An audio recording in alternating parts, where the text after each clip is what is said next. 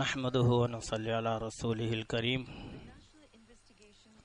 أما بعد أعوذ بالله من الشيطان الرجيم بسم الله الرحمن الرحيم يا أيها الذين آمنوا اتقوا الله ولتنظر نفس ما قدمت لغد واتقوا الله إن الله خبير بما تعملون.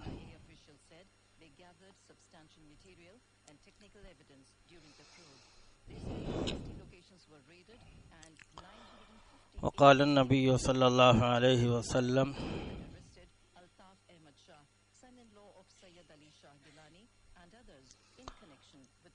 ما من مؤمن يموت إلا ندم أو كما قال عليه الصلاة والسلام.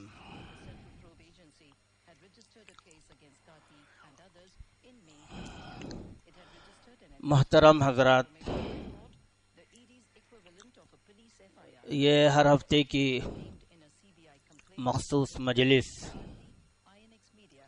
جس میں سب سے پہلے خود بولنے والے کی اپنی اصلاح، بعد میں سننے والوں کی اصلاح، نام ہے اصلاح معاشرہ. تو ظاہر ہے بولنے والا بھی محتاج ہے، سننے والا بھی محتاج ہے، اور جب تک ہم اپنے آپ کو محتاج نہیں سمجھیں گے تب تک شاید اصلاح نہ ہو پائے. اگر مریض اپنے آپ کو مریض نہ سمجھے تو ڈاکٹر کے پاس کیوں جائے؟ اپنے آپ کو مریض سمجھتا ہے اور علاج کا محتاج سمجھتا ہے تو طبیب کے پاس جاتا ہے علاج کے لیے اور اپنی جسمانی اصلاح کی کوشش کرتا ہے. تو ہم محتاج ہیں اصلاح کے. میں خود بھی اپنی ذات کے اعتبار سے محتاج، اپنے قلبی کی اصلاح کا محتاج، ہر اعتبار سے. اسی اصلاح کی طرف توجہ دلانے کے لیے اور ابھارنے کے لیے، برانگیختہ کرنے کے لیے قرآن کی بے شمار آیتیں ہیں. بے شمار تو نہیں کہیں، بہت ساری آیتیں، شمار تو ہو ہی سکتا ہے، بہت ساری آیتیں ہیں. اور ابھی مولانا نے آپ کے سامنے جو ابتدا میں یہی آیت پڑھی تو میرے ذہن میں آ گیا کہ چلیے اسی آیت کو پیش کیا جائے، ورنہ میں سوچ رہا تھا کہ کیا کہوں گا. اس آیت میں اصلاح کا خاص ذکر ہے، اور دوسری آیتوں میں تو تقویٰ کا ذکر ایک ہی مرتبہ آیا ہے. ہر آیت میں ایک مرتبہ تقویٰ کا ذکر ہے، جہاں جہاں تقویٰ کا ذکر ہے.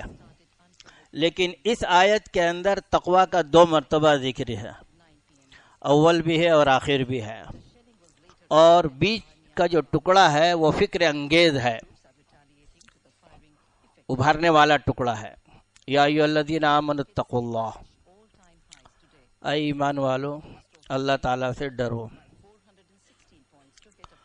اب تقویٰ کی تقریر اور تقویٰ کے معنی، اس کے حقائق، اس کے تقاضے، اس کی تدبیر، بہت تفصیلات ہے.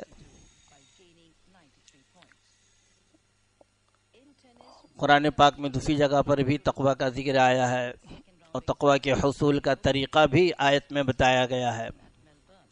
اس آیت میں ایک دوسرے انداز سے پوری امت کو، پوری انسانیت کو کہا جا رہا ہے، صرف مسلمانوں کو نہیں.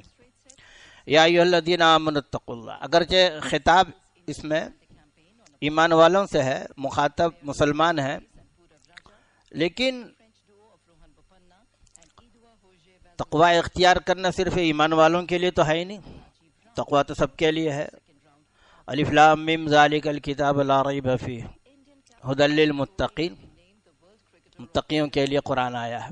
یعنی جو تقوی کا ارادہ کرے، متقی بننا چاہے، اس لیے متقی بننے کے لیے سب سے پہلا قدم ہے کہ اپنے کفر اور شرک اور معاصی سے باز آ جائے، رک جائے.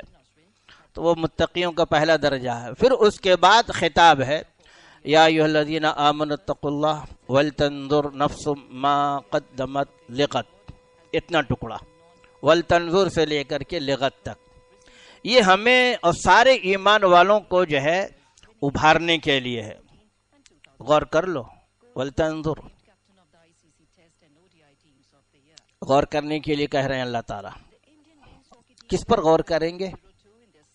अपनी जिंदगी पर गौर करना है, अपने घरेलू जिंदगी पर, अपनी तिजारती जिंदगी पर, अपने कस्बे माश की जिंदगी पर, इनफरादी जिंदगी पर, मामलाती जिंदगी पर, अखलाकी जिंदगी पर, वल तंजुर, हर एक पर गौर करने के लिए। और ये गौर करने के लिए क्यों? आगे उसका जिक्र है, मा क़द्दमत लिग़द, गौर करो आइंदा के लिए क्या तुमने तैयारी की है। यहाँ पर एक नुक्ता बता दूँ आपको, मैं आम मुकर्रिर नहीं हूँ और मैं कोई खतीब भी नहीं हूँ, एक बोल चाल का, गुफ्तगू का जो एक अंदाज होता है, मेरा वही अंदाज रहता है। यहाँ पर ये लिग़द का लफ्ज़ आया, वल तंजुर नफ्सुम मा क़द्दमत लिग़द, क्या तुमने आइंदा कल के लिए भेजा है उस पर गौर करो। भेजने का मतलब आखिरत के लिए क्या अमल जो आप किए हैं तुमने। गद का लफ्ज अरबी में आइंदा कल के लिए बोला जाता है, यानी अभी जब हम बात कर रहे हैं और सुन रहे हैं, ये अल-यौम है। अल-यौम सुबह सादिक के बाद जो लम्हा शुरू होगा, सुबह सादिक से लेकर के गुरूब आफ्ताब तक, अभी हम जब बोल रहे हैं उसके एतबार से सुबह आइंदा जब सुबह सादिक होगी उस वक्त से लेकर के गुरूब आफ्ताब तक का पूरा वक्त जो है गद कहलाता है, आइंदा कल। अब देखिए कुरान पूरी इंसानियत के लिए आया है और क़यामत तक के लिए आया है, तमाम ज़माने के लिए, तमाम कौमों के लिए और तमाम जो है वो इलाक़ों के लिए आया। पूरी दुनिया के एतबार से, दुनिया जब से अल्लाह ताला ने बनाई है उस वक्त से लेकर के क़यामत की जब सुबह होगी, क़यामत की सुबह, इसलिए कि गद से मुराद क़यामत का दिन है, ये बिल्कुल तयशुदा है। आइंदा कल के लिए तुमने क्या तैयारी की है, तो गद से मुराद तमाम मुफस्सिरीन कहते हैं कि क़यामत का दिन है। इसका मतलब ये हुआ कि जब से अल्लाह ताला ने दुनिया बनाई है और उसके बाद जिन्नात आए और जिन्नातों के बाद अल्लाह ताला ने इंसानों को पैदा किया, तो आदम अलैहिस्सलातु वस्सलाम से लेकर के आखिरी इंसान आएगा और फिर ये दुनिया ख़त्म हो जाएगी। पहला सूर फूका जाएगा, उसके बाद दूसरे सूर के बाद जब सुबह क़यामत होगी, गोया पहले सूर फूके जाने तक का ये पूरा तवील ज़माना कुरान के इस लफ्ज़ की हकीकत के सामने अल-यौम है। ये पूरा अल-यौम है। आज चाहे 60 साल की ज़िंदगी हो, 70 साल की ज़िंदगी हो, 100 साल की हो, और पिछले ज़माने में 200 साल और 500 और 1000 साल की ज़िंदगी थी, ये सब, और आदम से लेकर के ईदम, आदम ता ईदम, ये सब का सब जो है अल-यौम के अंदर दाखिल है। इसी के अंदर हमें वल तंजुर कहा जा रहा है, वल तंजुर मा क़द्दमत, क्या तुम तैयारी कर रहे हो। तो अब दुनिया की उम्र को तो छोड़िए, हमें अब अपनी उम्र को देखना है। हमारी जो अपनी उम्र है पैदाइश से लेकर के मौत तक, ये भी अल-यौम के अंदर ही आ गया ना। जब दुनिया की उम्र ही अल-यौम है तो फिर तो अब बताइए कि हमारे पास ज़िंदगी का कितना ही दिन। अगर कहा जाए कि ज़िंदगी फ़कत एक ही दिन की है तो गलत नहीं होगा, अल-यौम ही है कुरान की जो है इस हकीकत के सामने। अब हमें उसी एक दिन के अंदर सब कुछ करना है, यानी इसी जिंदगी में आखिरत के लिए हमें करना है। और इसमें क्या क्या करना है, पैदाइश से लेकर के मौत तक जितने अहवाल हैं, सबसे पहली हालत तो पैदाइश की आ जाती है, फिर उसके बाद बढ़ते हैं तो बचपना का ज़माना गुजरता है, फिर उसके बाद उन फवाने शबाब है, नौजवानी है, फिर जवानी है, फिर अधेड़ उम्र है, फिर बुढ़ापा है, फिर खुसट बुढ़ापा है। सब दर्जात है ना, अरबी के एतबार से भी दर्जात है। कहूलत अलग है, शैखुकत अलग है, और हरिम का जो ज़माना है उसके बाद आता है, और फिर आखिर के अंदर जो है मौत आती है। हमें इसी ज़माने के अंदर 7 साल की उम्र न कहिए, वो तरबियत का ज़माना है, लेकिन जैसे ही बालिग हुए कि ये खिताब हमारे सामने आ गया, वल तंजुर नफ्सुम मा कद्दमत, इसलिए कि अल्लाह का खिताब बंदे को बालिग होने के साथ ही मुतवज्जे हो जाता है, उससे पहले मुकल्लफ नहीं कहलाते हैं। लेकिन जहां बालिग हुए अब हर हुक्म के मुकल्लफ है, और अच्छे और बुरे के भी, अच्छा करेंगे तो सवाब, बुरा करेंगे तो इकाब और सजा, उसके हम मुखातब बन गए। इसलिए हमें बहुत गौर करना है कि हमारा कौन सा कदम जो है नेकी की तरफ उठता है और हमारा कौन सा कदम बुराई की तरफ उठता है। बहुत सोचने की जरूरत। वल तंजुर नफ्सुन, गौर कर लीजिए। अब देखिए आप कौन सा काम कर रहे हैं, बात कर रहे हैं, गौर कीजिए, सही कह रहे हैं कि गलत कह रहे हैं, मामला कर रहे हैं, गौर कीजिए, सही मामला कर रहे हैं कि गलत मामला कर रहे हैं।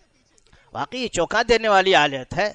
आइंदा कल के लिए आप क्या अमल कर रहे हैं, गौर कीजिए। इसलिए बहुत ज़रूरी है कि हम अपनी ज़िंदगी का और ज़िंदगी के आमाल का, अपनी तन्हाई की ज़िंदगी और इज्तिमाई ज़िंदगी, घरेलू ज़िंदगी, हर एतबार से हमें जो है जायज़ा लेने की ज़रूरत है। इस्तेहज़ार बहुत ज़्यादा ज़रूरी है कि हम क्या कर रहे हैं। वल तंजुर नफ्सुन, वरना फिर क्या होगा अगर हमने गौर नहीं किया और बग़ैर तवज्जो के और बग़ैर ध्यान के जो आया वो कह रहे हैं, जो आया वो कर रहे हैं, और शरीयत का क्या हुक्म है हम उसका पासो लिहाज नहीं करते हैं, उसकी रियायत नहीं करते हैं, उसको हम नज़रअंदाज कर रहे हैं। बस मन में जो आया, ख्वाहिश में जो बात आई है, आरजू जो है, नफसानी जो तकाजे हैं, सिर्फ उसी को हम पूरा कर रहे हैं। और वल तंजुर नफ्सुन हमारे सामने नहीं है, गौर व फिक्र ही नहीं है, तो बहुत बड़ा मसला है। इसलिए कि आयत में जहां गौर के लिए उभारा जा रहा है और तंबीह की जा रही है, वहां इसके पीछे जो है इकाब की धमकी भी है। देख रहे ना, गौर कर लेना क्या कर रहे हो, लेकिन वो धमकी का जिक्र नहीं है। समझने वाले जो है इसको समझ सकते हैं कि अगर बुरा करोगे तो इकाब भी होगा, अच्छा करेंगे तो सवाब है। गोया इसमें पीछे धमकी भी छुपी हुई है, अल्लाह की तरफ से तहदीद भी है। जैसे तरगीब है और तहरीज है, उभारा जा रहा है, वैसे इसके अंदर तहदीद भी है, छोटी हाथ से। हाँ, कहीं ऐसा ना हो कि गलत काम किया तुमने और आखिरत को भुला दिया, तो देखना आइंदा कल जो है जजा और सज़ा का जो है दिन है, उसमें हिसाब और किताब है, और सारे मराहिल वहाँ जो है खुलेंगे। इसलिए गद की तैयारी हमें करनी है। वल तंजुर नफ्सुम मा कद्दमत लिगद, आइंदा कल क़यामत के लिए हमें तैयारी करनी है। और ये सब मुखातब हैं, मर्द भी औरत भी। इसलिए इस्लाह मुआशरा का जो मसला है वो भी इसी आयत के अंदर आ जाता है। मुआशरा की इस्लाह, ये 2 लफ्ज़ है। इससे पहले भी बहुत सारे अहले इल्म ने ये बात कही होगी और सुनते भी रहते हैं। इस्लाह भी अरबी लफ्ज़ है, मुआशरा भी अरबी लफ्ज़ है, लेकिन उर्दू के अंदर भी इस्तेमाल होता है। मुआशरा के अंदर मादा अशर का है, इशरत, इशरत और अशर। तो 10 आदमी जहाँ होते हैं वहाँ आपस में एक साथ मेल जोल करके रहते हैं। तो ये जो चंद आदमियों का एक साथ मेल जोल करके रहना, इसी को मुआशरत से ताबीर करते हैं उर्फ में। लुग़वी हकीकत मुराद नहीं है। अशर का लफ्ज़ कसरत पर बोला भी जाता है। तो मियाँ बीवी होकर के 2 तो हो ही जाएंगे, और दोनों के 2-2 हो तो 4 वैसे भी हो जाएंगे, 4 और 2 6 भी हो जाएंगे। तो जब कसरत होती है, जब 2 से जब 4 बनते हैं और 4 से जब 8 बनते हैं, तो जाहिर है कि उनके आपस की ज़िंदगी किस तरह से होगी। तो एक तो अपने घर के अंदर ज़ौजैन और औलाद के दरमियान की ज़िंदगी, ये भी मुआशरा में दाखिल है। और یہ چند افراد ہوئے. اس طریقے سے ایک محلے کے اندر چند گھر، یہ سب مل کر کے آپس میں اس محلے کے اندر جو ہے رہتے ہیں، یہ بھی جو ہے معاشرت کے اندر داخل ہے. اور چند محلے مل کر کے ایک گاؤں، ایک بستی یا ایک علاقہ بنتا ہے، وہ بھی آپس میں مل جل کر کے رہتے ہیں. جیسے ایک مسجد کے اندر ہے، اس مسجد کے اندر ظاہر ہے کہ ایک گھر کے افراد نہیں ہے بلکہ کئی گھر کے افراد ہیں، پورے محلے کے ہیں اور محلے کے علاوہ بھی ہے. تو معاشرت کے مفہوم میں گھر کے افراد بھی داخل ہیں، محلے کے افراد بھی داخل ہیں، اور گاؤں اور بستی کے افراد بھی داخل ہیں. ان سب کا آپس میں میل جول اور رہنا سہنا جو ہوتا ہے، اسی کو عرف کے اندر معاشرہ کہتے ہیں. معاشرہ بولتے ہیں ہمارے محلے کا معاشرہ بہت اچھا ہے، ہمارے گاؤں کا معاشرہ بہت اچھا ہے، گھر کا معاشرہ بہت اچھا ہے. تو معاشرے کے مفہوم میں افراد بھی ہے اور محلے والے بھی ہے اور پوری بستی والے بھی جو ہے اس میں شامل ہے. اب ان سب کی اصلاح معاشرہ، تو اس مفہوم کے اندر اپنی ذات سے لے کر کے پوری بستی میں جتنے لوگ رہتے ہیں سب کی اصلاح جو ہے اس لفظ کے اندر داخل ہے، سب کی اصلاح داخل ہے. لیکن اصلاح کیسے ہوگی؟ اس کی ترتیب ہے. ترتیب یہ ہے کہ پہلے ہم اپنی ذات سے شروع کریں گے، اس لیے کہ گھر کے افراد کے اندر شوہر ہے اور بیوی ہے اور بچے ہیں. تو شوہر اپنے اعتبار سے، بیوی اپنے اعتبار سے، اور یہ دونوں مل کر کے ایک اپنے اولاد کی جو ہے اصلاح کی فکریں کریں گے. وَلْتَنْظُرْ نَفْسٌ مَا قَدَّمَتْ کے اندر ہمیں اپنے کو بھی بنانا ہے، اپنے اہلیہ کو بھی بنانا ہے، اپنے اولاد کو بھی بنانا ہے. تو گھر کا جو معاشرہ صالح ہوگا اور ہر گھر والے اپنے اپنے اعتبار سے اپنے اپنی ذات پر، اپنی اولاد پر جو فکر کریں گے تو ہر گھر صحیح ہوگا، تو پورے محلے کا معاشرہ صالح بنے گا. اور جب ہر محلے والے اس طریقے سے کوشش کریں گے تو ظاہر ہے کہ پوری بستی کا معاشرہ کیا ہوگا؟ صالح ہوگا. لیکن ابتدا ہوگی فرد سے اور انتہا ہوگی پورے بستی کے جو ہے تمام محلوں کے اوپر. اس لیے اصلاح معاشرہ کے مفہوم میں صرف شادی بیاہ کا ہی مفہوم داخل نہیں ہے. اپنے گھر کی اصلاح کے اندر سب سے پہلا مسئلہ آتا ہے کہ پیدائش کے موقع پر ہمارے یہاں کیا رواج ہے، کتنی شریعت کے مطابق ہے اور کتنا شریعت کے خلاف ہے. اس کو ولتنظر غور کر لیجئے. پیدائش کے وقت جو ہے رسم و رواج ہے، باپ دادے سے چلا آ رہا ہے، یا یہ کہ ہم شرع کے مطابق جو ہے ولادت کے بعد کے جو مسائل ہے اس کو پورا کر رہے ہیں، یہاں بھی اصلاح کی ضرورت پیش آئے گی. یہ بالکل ابتدائی درجہ ہے اصلاح معاشرہ کا، پہلا درجہ کہ ولادت کے موقع پر گھرانے کے اندر اگر غلط رسم و رواج ہے تو اس کو بھی اصلاح کرنے کی ضرورت ہے. پھر اس کے بعد جیسے ہی جو ہے وہ بچہ بڑا ہوا، 2 سال کا 2.5 سال کا ہوا، کیا اب جب وہ اللہ اللہ بولنے لگتا ہے، یا یوں کہیے کہ صرف جب بولنا شروع کرتا ہے اس وقت بھی اصلاح کی ضرورت ہے کہ ہم بچے کو کیا کہلوا رہے ہیں، کیا بلوا رہے ہیں، اس کے اندر بھی غور کرنے کی ضرورت ہے. ABCD بلواتے ہیں، کاکا گاگہڑا جو ہے بلواتے ہیں، یا یہ کہ جو ہے ہم اللہ کا نام جو ہے بلواتے ہیں، رسول اللہ کا نام ہم جو بچے سے کہلواتے ہیں.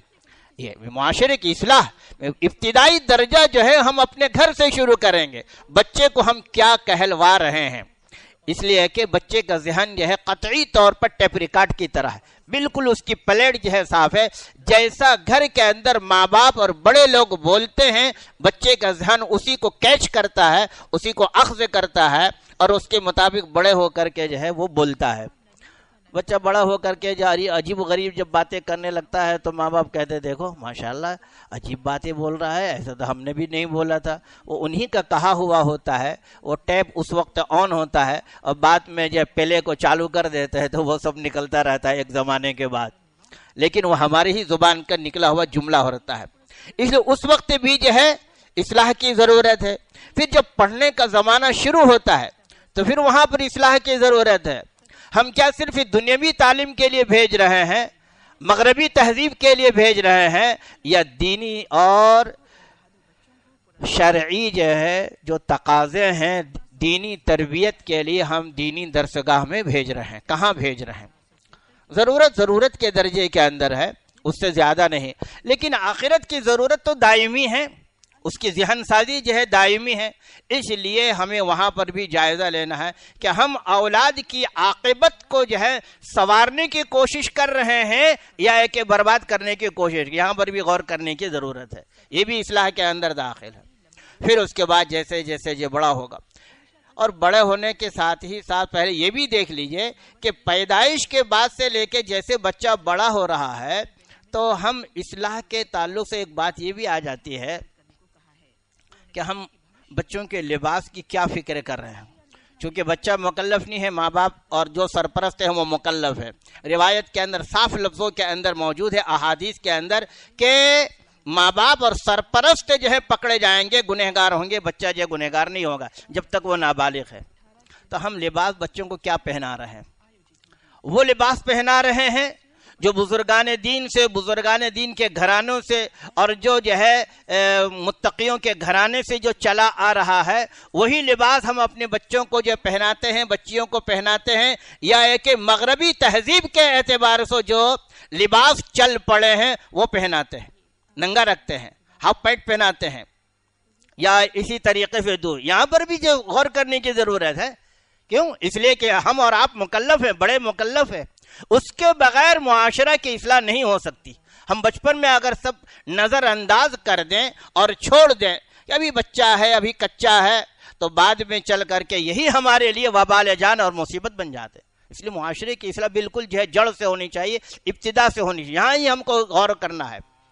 تو لباس پر بھی یہ کنٹرول کرنے کی ضرورت ہے.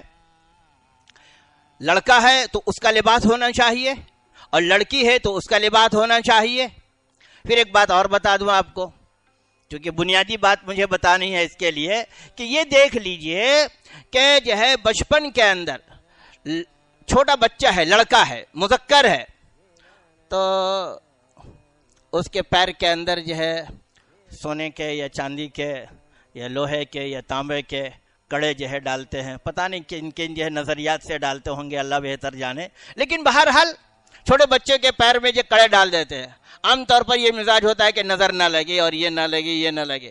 یہ بھی تو غور کرنے کی چیز ہے. اس میں ہم اور آپ مکلف ہیں کہ بچے کو اگر ہم نے یہ پہنایا ہے، اگر وہ لڑکا ہے تو اس کے لیے اس کو پہنانا جائز نہیں ہے. ہم اور آپ جو سرپرست ہیں، والدین ہیں، وہ گنہگار ہوں گے، بچہ گنہگار نہیں ہوگا. ہاں لڑکی ہے تو کوئی حرج کی بات نہیں. جیسا عورتوں کے لیے جو ہے زیورات جائز ہے، اسی طرح بچوں کے لیے بھی جائز ہے.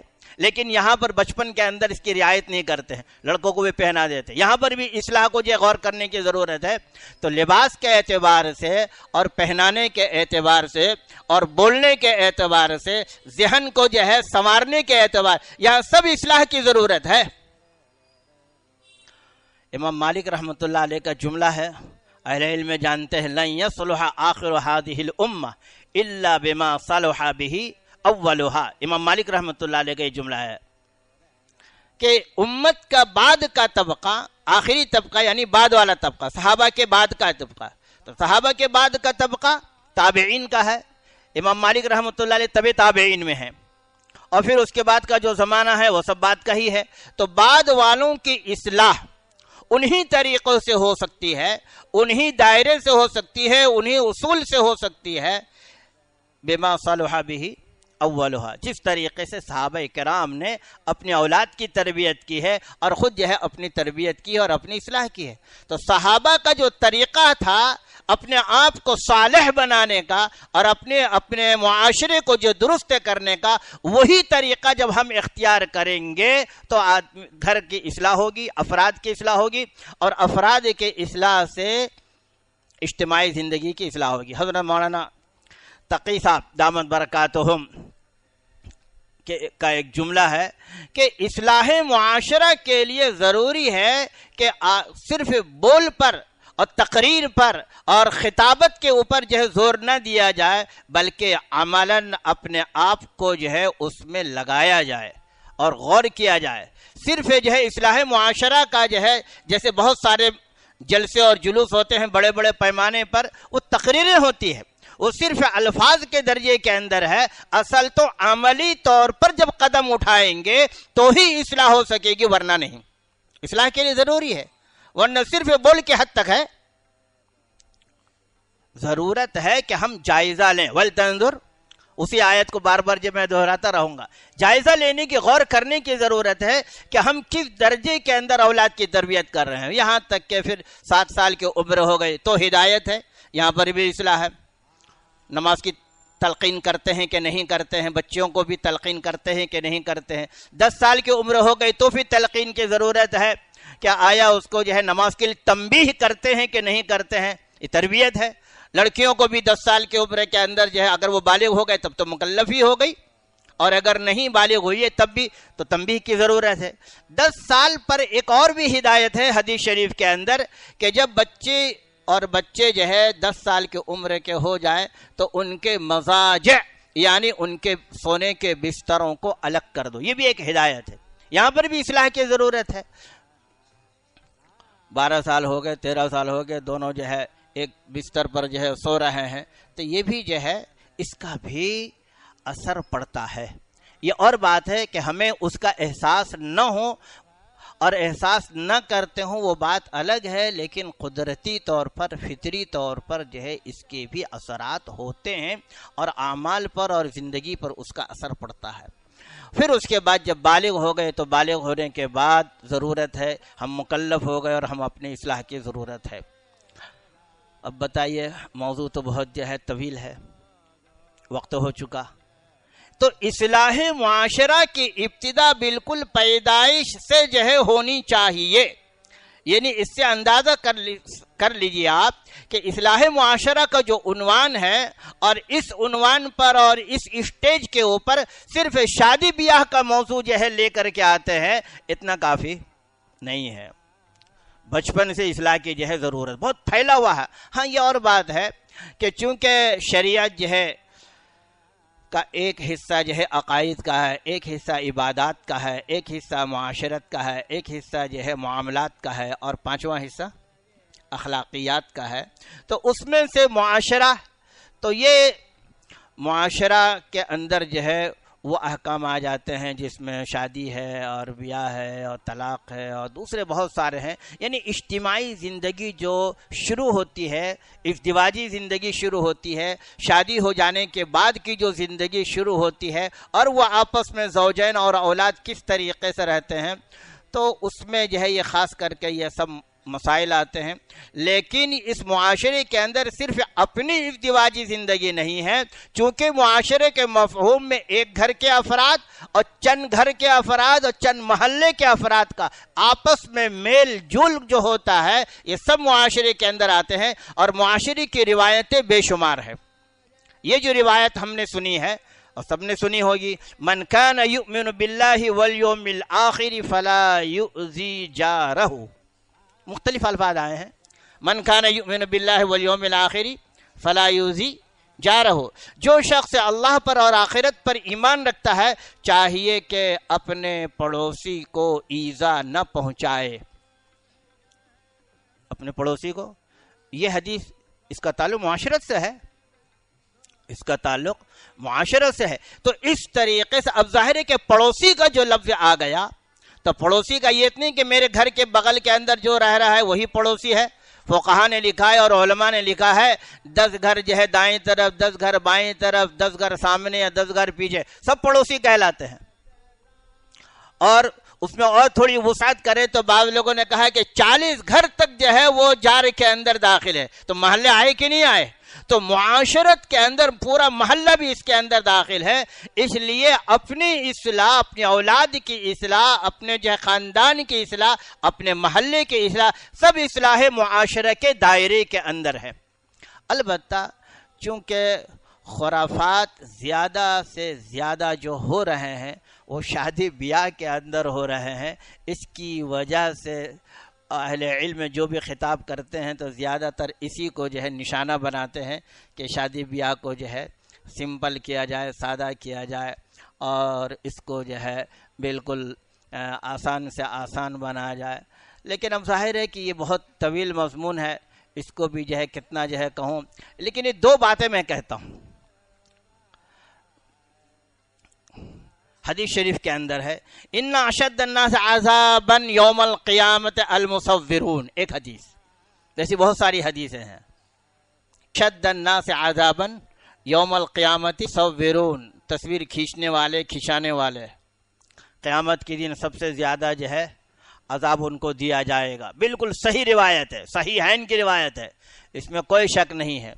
فقہا نے ضرورت کے درجے کے اندر کچھ حالتوں کو مستثنیٰ کیا ہے کہ بھئی باہر ملک جانا ہے، حج کے لیے، عمرے کے لیے جانا ہے، یا اور کوئی ضروری کسب معاش کے لیے ضروری کے درجے میں جانا ہو رہا ہے اور قانون ایسا آ گیا ہے کہ بغیر یہ فوٹو کھنچائے کام نہیں بنتا ہے، تو ضرورت مستثنیٰ ہے.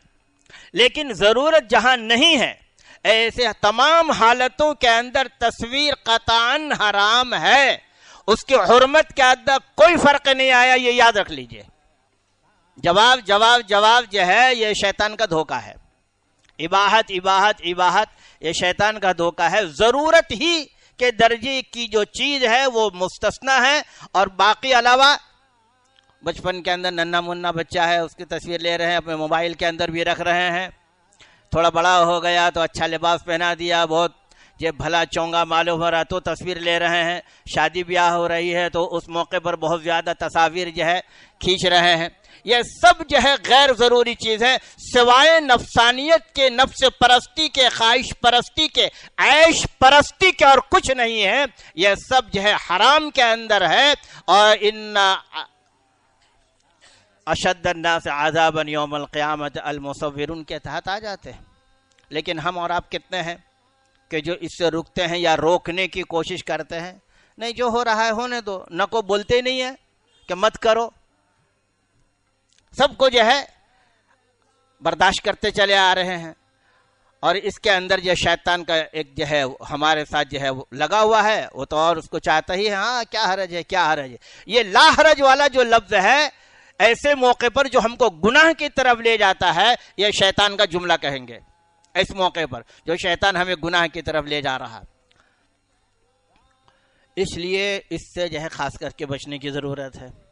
دوسری بات یہ ہے الغنا یورث النفاق، حدیث شریف کے اندر ہے الغنا یورث النفاق، او کما قال علیہ الصلوۃ والسلام. گانا دل میں نفاق پیدا کرتا ہے. وہ جب گانا سنیں گے، میوزک سنیں گے، یا اسی طریقے سے بانسری سنیں گے، کوئی بھی چیز سنیں گے گانے کے قبیل سے، تو سمجھ لیجئے کہ نفاق دل کے اندر اتر چکا ہے. جب دل کے اندر نفاق آ گیا تو پھر وہ تو منافق کہلایا نا. عملی اعتبار سے دیکھا جائے، اللہ تعالی ہم سب کی حفاظت فرمائے. عملاً تو ہم واقعی منافق ہیں، عملاً. اعتقاداً اللہ تعالیٰ نے ہم سب کو بچا کے رکھا ہے، اللہ تعالیٰ ہمیں موت تک جو ہے بچا کر کے رکھے. لیکن عمل کے اعتبار سے دیکھا جائے تو اب ہماری نفس پرستی دیکھ لیجئے کہ جو شادی بیاہ کے موقع پر کتنے میوزک سنتے ہیں اور کتنے گانے سنتے ہیں اور کتنا زیادہ اس کے اوپر جو ہے باجا اور گاجا ہوتا ہے. آخر یہ کیا چیز ہے؟ ہم رسم کے تحت میں اور رواج کے تحت میں سب کو برداشت کیے جا رہے ہیں، اور ہم جو ہے دوسری طرف تقریر کے اندر کہتے بھی ہیں کہ معاشرے کی اصلاح ہونی چاہیے. کیسے اصلاح ہوگی جب تک خود آپ اپنے آپ کو روکیں گے نہیں اور اپنے آپ کو روکنے کی کوشش نہیں کریں گے، اور ایسی مجالس کے اندر جب تک اپنے آپ کو جانے سے روکیں گے نہیں. اس کے لیے ضرورت ہے. بات یاد آ رہی، میں آپ کو کہہ دوں، حضرت مولانا شاہ ابرار الحق صاحب رحمۃ اللہ علیہ، سب جانتے ہیں، حیدرآبادی بہت کثرت سے آتے تھے. حضرت سے استفادہ کا مجھے بھی موقع ملا ہے، ہردوئی بھی بارہا گیا ہوں. تو حضرت رحمۃ اللہ علیہ سے میں نے براہ راست جو ہے کئی مرتبہ سنا ہے. چونکہ حضرت کا مزاج جو ہے نہی عن المنکر پر بہت زیادہ تھا، منکر پر نکیر، خلاف شرع منکرات پر نکیر کا مزاج تھا فطری طور پر. میرا بھی کچھ ایسا ہی مزاج ہے. میں نے ایک مرتبہ حضرت شاہ ابرار الحق صاحب رحمۃ اللہ علیہ سے ذکر کیا، ہماری بستی میں آئے تھے جہاں میں پڑھاتا ہوں. میں نے حضرت سے ذکر کیا، حضرت قریب کے اندر ایک مسجد ہے، وہاں پر اتنے سالوں سے جمعہ سے پہلے 15 منٹ کا وہ سلسلہ چل رہا ہے، اور آج کل تقریباً جو ہے 2 سال سے نہی عن المنکر پر میں بول رہا ہوں. میں نے 2.5 سال اس پر مستقل بولا ہے جمعہ کے دن. تو حضرت شاہ صاحب نے بہت دعائیں دی مجھ کو. یہ ہے کام کرنے کا. نہی عن المنکر پر عام طور پر یہ بولتے ہیں نہیں ہے. اس میں سر کے بال سے لے کر کے پیر کے ناخن تک، پیدائش سے لے کر کے وفات تک، اور انفرادی زندگی سے اجتماعی زندگی تک کے جو گناہ کبیرہ ہو سکتے تھے اس کو عام فہم انداز کے اندر میں نے عوام کے سامنے رکھا. الحمدللہ کسی نے جو ہے کچھ ڈانٹ نہیں پلائی ہے کہ تم یہ سب جو ہے بند کرو، یہ سب خرافات. الحمدللہ.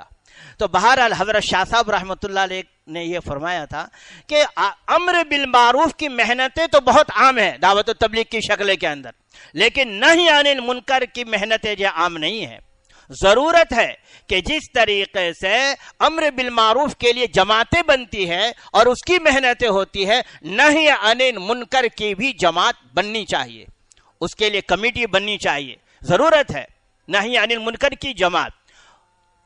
حضرت شاہ صاحب رحمۃ اللہ علیہ سنا، اور یہی بات بعین ہی ڈابھیل کے جو سابق شیخ الحدیث حضرت مولانا اکرام علی صاحب بھاگلپوری رحمۃ اللہ علیہ، جن کے بھائی انصار علی دیوبند کے اندر شیخ ہیں، ان کی زبان سے بھی یہی کہا کہ نہی عن المنکر کی جو ہے جماعت ہونی چاہیے، تب جا کر کے نہی عن المنکر پر کام ہو سکے گا اور تب جا کر کے جو ہے معاشرے کی اصلاح ہو سکے گی. اس لیے ضرورت ہے کہ جس طریقے سے مسجد کی جو کمیٹی ہوتی ہے، مدرسے کی کمیٹی ہوتی ہے، اور بہت سارے چیریٹیبل ہوتے ہیں اور ہر طرح کے لائن کے الگ الگ کمیٹیاں بنائی جاتی ہے، اصلاح معاشرہ کے تعلق سے اپنے گھر کی اصلاح کے لیے، محلے کی اصلاح کے لیے، بستی کی اصلاح کے لیے، اس میں بھی جو سنجیدہ قسم کے ہیں، سمجھدار قسم کے ہیں اور دانشمند ہے، دین علم رکھنے والے ہیں اور باصلاحیت ہے، ایسے لوگوں کی مستقل جو ہے ایک جماعت ہونی چاہیے، ایک کمیٹی ہونی چاہیے کہ اصلاح معاشرہ کا کام کس طریقے سے شروع کیا جائے، کیسے ہر گھر کا جائزہ لیا جائے اور ہر آدمی سے کس طرح ملاقات کی جائے. اس پر جو ہے مستقل محنت کی ضرورت ہے. بیان کا سلسلہ بھی رہے، سمجھانے کا سلسلہ بھی رہے، اور عملی طور پر اس کو کرنے کی ضرورت ہے. یہ شادی بیاہ کا رواج جو یہاں جو ہے گارڈن کے اندر اور پلازے کے اندر اور جو ہے یہ سب شادی ہال کے اندر جو کثرت سے ہو رہے ہیں، اس کو اگر ختم کرنا ہے، اور اس کو ختم چاہے نہ کرے لیکن کم از کم اس کو جو اصلاح اگر اس کی کرنی ہے تو ضرورت ہے کہ سنجیدہ قسم کے لوگ اس کی کمیٹی بنائیں اور عملی طور پر صرف جو ہے ایک صدر بن گیا اور ایک سیکریٹری بن گیا اور دوسرے ارکان بن گئے اور پھر سب ختم ہو گیا، رجسٹر کے اندر نام لکھا دیا. نام کا نہیں، کام کا ہونا چاہیے. اور کام کی ابتدا کمیٹی کے جتنے افراد ہوں، جماعت کے جتنے افراد ہوں، خود اپنی ذات سے شروع کرے. جماعت بن گئی، کمیٹی بن گئی، اس کے اندر رشید احمد کا نام آ گیا اور ان کا نام آ گیا، ان کا نام آ گیا، اور اتفاق سے جو ہے کمیٹی بن جانے کے بعد ہم اس پر محنت کریں گے، عملی طور پر قدم اٹھائیں گے، تدبیر کریں گے، رفتہ رفتہ کریں گے. اور اسی میں کمیٹی کے 10 آدمی تھے. سب سے پہلے رشید احمد کے گھر میں شادی آ گئی اور بیٹی کی شادی ہے، دھوم دھام کیا جا رہا ہے. بھائی کیا کریں، مجبور ہے، بس مسئلہ ختم ہو گیا. ہرگز اصلاح نہیں ہو سکے گی جب کمیٹی کے افراد خود اس کے اگر پابند نہ ہوں. اب اس کے اندر کوئی ذرا کوئی سربراہوردہ ہے اور کوئی سرفروشہ ہے، سرفروشہ ہے جو بھی کہہ لیجئے، کہ کوئی اعلیٰ درجے کا، کوئی کم درجے کا، اسی میں اعلیٰ درجے کا ہے. یہ تو بہت بڑا آدمی ہے، کروڑ پتی ہے، اب کیا کریں، ان کو منع بھی نہیں کر سکتے ہیں، روک بھی نہیں سکتے ہیں. چلو بھائی ٹھیک ہے. تو بھائی یہ مستثنا جب آ جائے گا تو پھر کام نہیں بنے گا. یہ استثناء اور مستثنا والا مسئلہ، اس کو مستثنا منقطع بنا دیجئے، مستثنا متصل جو ہے نہیں ہونی چاہیے. تو ضرورت ہے عملی طور پر اصلاح کی، اور اصلاح کے لیے جو جماعت ہو، اور جماعت عملی طور پر سب سے پہلے اپنے آپ کی قربانی دے. میں لکھ پتی ہوں، کروڑ پتی ہوں، یقیناً میں لاکھوں روپیہ خرچ کر سکتا ہوں، اس کے باوجود ہم قدم اٹھائیں سادگی سے شادی کرنے کے. اگر 5 لاکھ روپے دوسرے خرچے کرتے ہیں تو 1 لاکھ پر آئیے، 1 لاکھ خرچے کرتے ہیں تو جو ہے 20,000 پر آئیے، 20,000 اگر خرچے کرتے ہیں تو جو ہے 5,000 پر آ جائیے. تب جا کر کے ان اعداء برکتن ایسرہ مؤونتن او کما قال علیہ السلام. یہ کیسے ہوگا کہ سب سے بابرکت نکاح وہ ہے کہ جس میں کم سے کم خرچ ہو. کل میں جو ہے ادھر وہ کہاں سے دارالعلوم کی طرف سے شاہین نگر سے میں آ رہا تھا، تو راستے کے اندر گزرتے ہوئے رکشے میں آ رہا تھا، ایک کار کو مستقل پھولوں سے سجایا جا رہا تھا. फूलों से सजाया जा रहा था, और फूल भी बिल्कुल नीचे तक। मैंने ड्राइवर से कहा देखो ये शादी के लिए कार सजा रहे हैं और फूल बिल्कुल नीचे तक है, बहुत अच्छा है, रास्ते के जो झाड़ू भी देने की ज़रूरत नहीं पेश आएगी, फूलों से ही गोया कि झाड़ू पड़ जाएंगे। तो ऐसे हजारों रुपये जो है खर्च हो रहे हैं और ये इसराफ के अंदर दाखिल है। इसराफ की एक छोटी मिसाल दूं आपको। हज़रत मुफ्ती महमूद हसन गंगोही रहमतुल्लाहि अलैह से किसी ने पूछा कि हज़रत वज़ू में जब पानी ज़्यादा खर्च करते हैं, हम लोग वज़ू में बहुत पानी खर्च करते हैं, लेकिन समझाने के लिए सिर्फ आपको बता रहा हूँ। हज़रत मुफ्ती महमूद हसन गंगोही रहमतुल्लाह अलैह पूछा है, हज़रत वज़ू में जो पानी ज़्यादा खर्च होता है जिसको इसराफ कहते हैं, फ़ुक़हा ने उसको मना लिखा है, आखिर इसका भी कोई असर है? तो मना तो है ही मना शरई एतबार से। तो हज़रत फ़क़ीहुल उम्मत रहमतुल्लाहि अलैह ने फरमाया कि पानी के इसराफ से सबसे ज़्यादा नमाज का खुशू जो है ख़त्म हो जाता है। आज हम में से किसी की नमाज के अंदर जो है खुशू और खुजू नहीं है, उसके बहुत सारे असबाब हैं। उनमें से एक सबब यह भी है कि हम वज़ू के अंदर इसराफ से करते हैं, पानी का इसराफ होता है। बताइए, ये एक मौके पर एक अमल के अंदर इसराफ का असर नमाज पर पड़ता है। हम शादी ब्याह के मौके पर जो माल जो अल्लाह ताला ने नियामत दी है और ला तुसरिफू का हुक्म कुरान पाक के अंदर आया है, उसमें इतना ज्यादा इसराफ कहते हैं कि अल अमान वल हफीज, क्या जिंदगी के ऊपर जो उसका असर नहीं पड़ेगा? हजारों रुपये करोड़ों रुपये जो खर्च कर देते हैं। अल्लाह ताला जो है हम सब की जो है हिफाजत फरमाए। तो बहरहाल मुआशरे की इस्लाह जो है यूं नहीं होने वाली है, सिर्फ ये बोलने की हद तक नहीं। कल एक आदमी से मिलने के लिए गया, चाय की बात निकली, उस पर एक फौरन जो उन्होंने शेर सुना दिया। मैंने कहा कि हाँ, हैदराबाद तो वैसे भी जो है चूँकि नवाबों की जगह है, इसलिए बहरहाल उसके असरात, नवाब तो चाहे चले गए, हुकूमत चले गई, लेकिन असरात तो बाकी रहेंगे ना, इतने जल्दी तो ख़त्म होने वाले नहीं है। और यकीनन यहाँ असरात है, तहजीब के अंदर भी और दूसरी चीज़ों में भी और रस्म रिवाज में भी नवाबों का असर जो है मौजूद है। बिल्कुल साफ लफ्ज़ों में कहता हूँ, यकीनन है। चूँकि नवाब लोग जो है इसी जो है मिजाज के होते थे। तो उर्दू का एक जो है मुहावरा है, रस्सी जल गई ऐठन नहीं गई। जानते हैं रस्सी जल गई यहाँ कुछ और बोलते होंगे, गिरह जो है उसकी बाकी है। तो नवाब तो खत्म हो गए, लेकिन नवाबी हमारे जहनों से गया। इसराफ शादी ब्याह के जो मौके पर इसराफ है, ये भी नवाबी मिजाज के अंदर है, शरई मिजाज बिल्कुल नहीं है। इसको दुरुस्त करने की जरूरत है और दुरुस्त करने के लिए वही बात अमली तौर पर कदम उठावे। और अमली तौर पर कदम उठाने के लिए एक आदमी तन्हा कितना काम करेगा, इसलिए एक जमात की शक्ल हो और जमात के अंदर सब आपस के अंदर तय करें। महरों के गिरानी का मसला है और रुखसती के मौके पर जो रस्म व रिवाज का मसला, कितने सारे मसाइल हैं। इसी का नतीजा ये होता है कि शादी यकीनन बेबरकत हो जाती है और ज़िंदगी में जो है बहुत ज़्यादा नशे व फराब उतार चढ़ाव आते हैं और ज़िंदगी दोभर हो जाती है, अजीरन हो जाती है और आखिरकार फिर जो है तलाक की नौबत आती है। लीजिए आ गया मसला सियासत का अब जब तलाक का मसला आया तो मजबूर होकर के किसी ने 3 दे दिया, तो वो वहाँ कुछ कह रहे हैं और हम जो है कुछ कह रहे हैं। अल्लाह ताला हम सबको सही समझ आता फरमाए।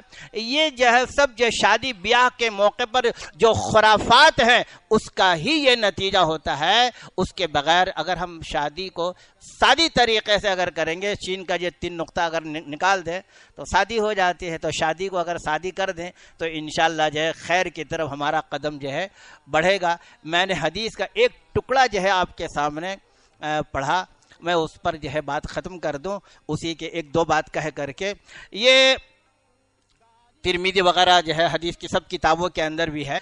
इब्ने मुबारक, अब्दुल्ला इब्ने मुबारक रहमतुल्लाह अलैह जो अमीरुल मोमिनीन हदीस हैं, उनकी एक किताब है किताबुल ज़ुहद वर रक़ा, हदीस की किताब में आखिरत की तरफ तवज्जो दिलाने के लिए, दिल को नरम करने, आखिरत पैदा करने की जो हदीसें हैं, उसको जो है इस किताब के अंदर जमा किया, जिसका नाम है किताबुल ज़ुहद वर रक़ा।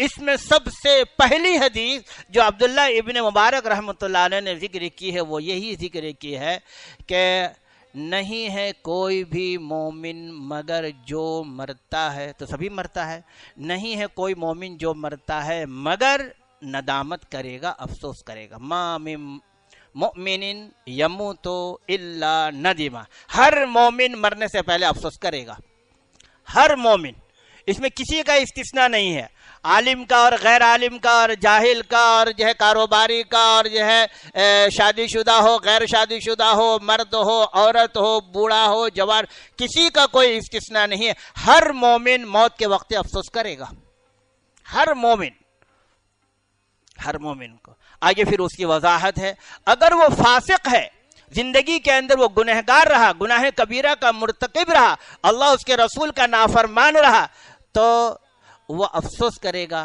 काश कि मैं तौबा कर लेता, अफसोस मैंने तौबा नहीं की। तो लेकिन वो तौबा का वक्त चूंकि चला जाता है, सकरात का वक्त जहाँ शुरू हुआ कि अब उसकी तौबा भी कबूल होने वाली नहीं है, तो वो अफसोस करेगा इस बात पर कि मैंने अपने गुनाहों से क्यों तौबा नहीं की। ये तो खैर बात समझ में आती है। आगे है कि जो मुत्तकी है, जो परहेजगार है, जो दीनदार है, वो भी अफसोस करेंगे मौत के वक्त में, यानी सकरात का जब वक्त शुरू हो जाएगा उसको अफसोस होगा। ये बात समझ में नहीं आया, वो क्यों अफसोस करेगा? तो रिवायत के अंदर है वो इस बात पर अफसोस करेगा काश कि मैं कुछ और भी कर लेता, ज़्यादा नमाज़ें पढ़ लेता, ज़्यादा रोज़ा रख लेता, ज़्यादा तिलावत कर लेता, ज़्यादा खैरात कर लेता, नेक अमल और ज़्यादा कर लेता। जितना किया वो तो बहुत कम है, आखिरत में तो उससे ज़्यादा की ज़रूरत पेश आएगी। तो मुत्तकी को भी अफसोस होगा, नदामत होगी, और जो गुनहगार हो उसको भी। तो हम सबको अफसोस होने वाला है, देख लीजिए। और यही जिंदगी है और यही वक्त है और आज ही का वक्त है। वल तंजुर नफ्सुम मा क़द्दमत लिग़द, आइंदा कल के लिए हम क्या आमाल कर रहे हैं उस पर गौर करना है। इसलिए बोल पर भी गौर करें, सुनने पर भी गौर करें, देखने पर भी गौर करें, और दिमाग और सोचने पर भी गौर करें, कदम उठ रहा है उस पर भी गौर करें, हाथ अगर चल रहा है उस पर भी गौर करें। हर चीज पर गौर करने की जरूरत है कि यह शरीयत के खिलाफ तो नहीं है। हज़रत फ़क़ीहुल उम्मत रहमतुल्लाहि अलैह एक मरतबा तालिब इल्म की पिटाई कर रहे थे। शुरू में उन्होंने पीटा है, बाद में पिटना छोड़ दिया था। जब हज़रत रहमतुल्लाहि अलैह कानपुर के ज़माने में पढ़ाते थे, हज़रत थानवी रहमतुल्लाहि अलैह के बाद, हज़रत थानवी रहमतुल्लाह ने जहाँ पढ़ाया था, तो शुरू में हज़रत फ़क़ीहुल उम्मत रहमतुल्लाहि अलैह ने पीटा। तो एक तालिब इल्म को पीटते पीटते जो है जब खूब पीटा, तो आखिर में वो कहने लगा अल्लाह के वास्ते मुझे छोड़ दीजिए। क्या जुमला कहा? अल्लाह के वास्ते। और हदीस शरीफ के अंदर है, सुन लीजिए, सब बातें सब हदीस की ही है। उस तालिब इल्म ने जब कहा कि अल्लाह के वास्ते छोड़ दीजिए, तो अल्लाह का नाम आते ही हज़रत फ़ौरन समझ गए। वह हज़रत उस्मान गनी रज़ी अल्लाह अन्हु के ज़माने का जिक्र है, लेकिन मैं उसमें जाता नहीं हूँ। बस खुलासा उसका ये है कि जब कोई अल्लाह का वास्ता दे करके कोई बात कहे तो तुम फिर उसका इनकार मत करो। इसलिए कोई फ़कीर अल्लाह का वास्ता दे करके मांगे तो उसको रद्द मत करो। इस तरह बहुत सी जगह पर है। तो अल्लाह का वास्ता उसने दिए तो अब तो रुक जाना चाहिए था। तो हज़रत फ़क़ीहुल उम्मत रहमतुल्लाहि अलैह, देखिए ये लोग कैसे थे पिटाई के अंदर भी।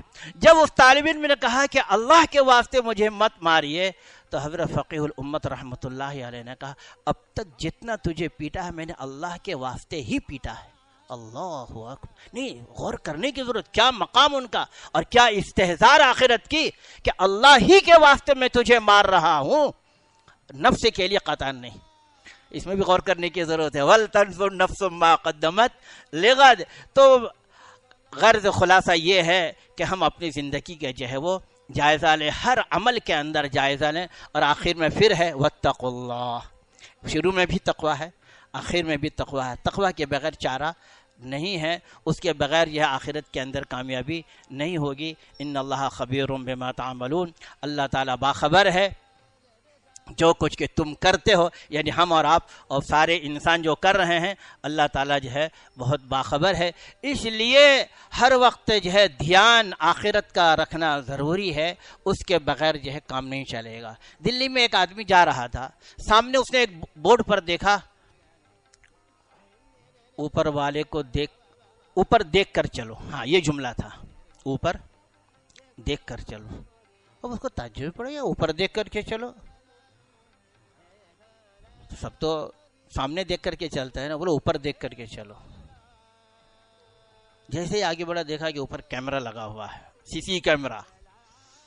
مطلب یہ ہے کہ اسی حساب سے جو ہے کہیں موبائل آن کرتے ہوئے گاڑی نہ چلاؤ اور کوئی خرافات کرتے ہوئے نہ چلاؤ، بہت اس کے لمٹ سے جو زیادہ تیز نہ چلاؤ، اوپر والے کو دیکھ کر کے، اوپر دیکھ کر کے چلو. یہ کیا چیز ہے؟ آج سی سی کیمرہ آنے کی وجہ سے جو ہے استحضار کی کیفیت آ رہی ہے، لیکن وہ استحضار دنیا کے حد تک ہے. ہمیں اور آپ کو آخرت کے استحضار کی ضرورت ہے کہ اوپر والا دیکھ رہا ہے. وہ وہاں پر تھا اوپر دیکھ کر کے چلو، نہیں، یہ جملہ تھا اوپر والا دیکھ رہا ہے. اب یاد آ گیا، یہ جملہ لکھا ہوا تھا اوپر والا دیکھ رہا ہے. تو یقیناً اللہ تعالیٰ اوپر والے ہیں نا، وہ دیکھ رہا ہے کہ ہم کیا عمل کرتے ہیں اور کیا عمل نہیں کرتے ہیں. اس لیے معاشرے کے اصلاح کے لیے عملی قدم اٹھائیں گے تو انشاءاللہ معاشرہ جو ہے صالح ہوگا. اور سب سے پہلے میں اپنا جائزہ لوں، دوسرے کا نہیں. تو انشاءاللہ اپنی ذات سے شروع کریں گے تو جو ہے کامیابی ہوگی. میں اپنے آپ کو مستثنا کہوں، جیسے آج کل لوگ بہت بولتے ہیں یہ فلاں برباد ہو گئے، فلاں خراب ہو گئے، مسلمان معاشرہ خراب ہو گیا، یہ خراب ہو گیا. بولنے والا عامتاً 99% اپنے آپ کو مستثنا سمجھتا ہے اور دوسروں پر نکیر کرتا ہے. دوسرے بھی وہی بولتے ہیں کہ مسلمان کا معاشرہ خراب ہو گیا. جب وہ دوسرے نے کہا تو ہم اس میں شامل ہو گئے نا، اور ہم نے جب کہا تو دوسرے اس میں شامل ہو گئے. تو خرابی کے اندر ہم سب شامل ہیں. اس لیے دوسروں پر نکیر کرنے کے بجائے سب سے پہلے اپنی ذات کہ میری خود کی اصلاح جو ہے ضروری ہے. جب تک ہم اپنی اصلاح نہیں کریں گے، ظاہر کے اعتبار سے، باطن کے اعتبار سے حسن عمل مقصود ہے. قرآن پاک کی جو سورہ ملک کی آیت ہے، خلق الموت والحیات لیبلوکم ایکم احسن عملا. حسن عمل کے لیے اللہ تعالیٰ نے پیدا کیا، خالی عمل نہیں، حسن عمل ہونا چاہیے. نماز بھی احسن ہو، جیسے کھانا چاہتے ہیں کہ ہم جو ہے اعلیٰ کھائیں اور پہننا جو ہے اعلیٰ ہو، رہنا بھی اعلیٰ ہو، مکان بھی اعلیٰ ہو، گاڑی بھی اعلیٰ ہو، تو عمل کے اندر گھٹیا کیوں؟ یہ تو خود قرآن نے کہہ دیا لیبلوکم ایکم احسن عملا. احسن عمل کے لیے ہم نے دنیا کے اندر تم کو بھیجا ہے، خالی عمل کے لیے نہیں. اور قرآن پاک میں کئی جگہ پر ہے. اور دعا بھی آ گئی، اللہ تعالیٰ نے ہمیں دعا بھی بتائی. جناب نبی کریم صلی اللہ علیہ وسلم کا ارشاد ہے، اللہم اعنا علی ذکرک و شکرک، آگے وحسن عبادتک. حسن عبادت، احسن عمل مطلوب ہے. اور احسن عمل پر ہم جا نہیں سکتے ہیں تو اللہ تعالیٰ سے مدد طلب کر رہے ہیں، یا اللہ تو ہماری مدد فرما. لیکن ان دونوں کے درمیان وہاں پر مقصد بتا دیا اور یہاں پر اللہ تعالیٰ سے مدد طلب کی جا رہی ہے، تو بیچ میں ہمیں محنت کرنی پڑے گی. بغیر محنت کے جو حسن عمل اور احسن عمل پیدا نہیں ہوگا. بہرحال بات جو ہے زیادہ ہو گئی اور آگے ایک جگہ ضروری کام سے جانا بھی ہے. اللہ تعالیٰ ہم سب کو بھی نیک اور صالح بنائے اور ہمارے معاشرے کو بھی صالح بنائے، اور اس کے لیے ضرورت کے درجے میں جو کام ہے اس پر ہم سب کو عمل کرنے کی توفیق عطا فرمائے.